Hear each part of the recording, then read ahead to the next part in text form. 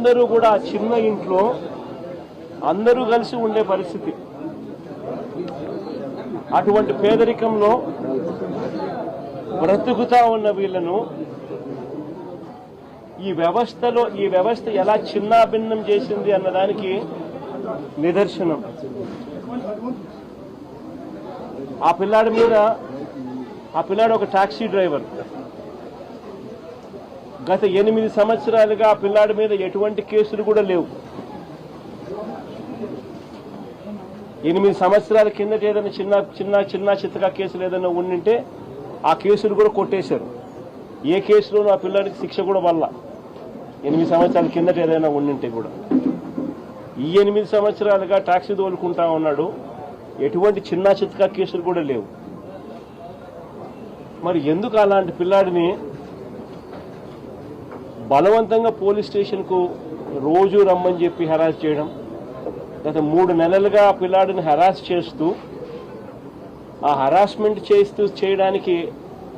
చేయడమే కాకుండా ఆ హెరాస్మెంట్ తట్టుకోలేక ఆ పిల్లాడు చనిపోయి ఆత్మహత్య చేసుకునే అంత దూరం ఆ హెరాస్మెంట్ చేయడం మొదలు పెడితే నిజంగా పోలీస్ వ్యవస్థ అన్నది ఎలా దిగజారిపోయింది అని చెప్పడానికి ఇవి నిదర్శనాలు. హార్డ్లీ 40 years, 40 ఏళ్ళు కూడా ఆ పిల్లాడికి లేవు. Less than 40 years age. భార్య ఉంది, చిన్న పిల్లలు ఉన్నారు. ఒక చిన్న టాక్సీ డ్రైవరు. ఎందుకు స్టేషన్కి పిలిపిస్తా ఉన్నారు? ఎలాంటి కేసులు కూడా లేవు. కేసులు ఆల్రెడీ పాతవి కొట్టేశారు. చిన్న చిత్తకా కేసులు. 8 సంవత్సరానికి ఎటువంటి చిన్న చిత్తకా కేసు కూడా లేదు. టాక్సీ తోలుకునే వ్యక్తిని ఎందుకు పిలిపించినారు? 3 నెలలుగా ఆ పిల్లాడు ఇచ్చిన మరణ వాంగ్మూలం అంటే వీడియో రికార్డింగ్ ఒకసారి చూస్తే ఆ పిల్లాడు దాంట్లో మాట్లాడిన మాటలు ఏమిటి? 3 నెలల నుంచి నన్ను రోజు స్టేషన్కి పిలిపించి టార్చర్ చేస్తా ఉన్నారు అని. నాన్న వెంకటేశ్వరరావు అన్న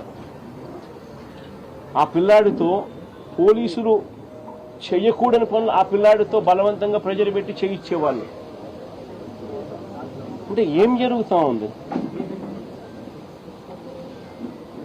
ఎంత కూడా రాజధానిలో సోకాల్డ్ క్యాపిటల్, సోకాల్డ్ రాజధాని చంద్రబాబు నాయుడు పక్కన ఉంటాడు.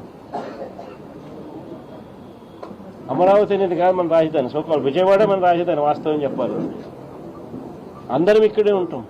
కళ్ళెదిటే పోలీస్ స్టేషన్, కళ్ళెదిటే సిపి, కళ్ళెదిటే డీజీపీ, కళ్ళెదిటే ముఖ్యమంత్రి, కళ్ళెదిటే హోమ్ మినిస్టర్స్ ఆఫీసు.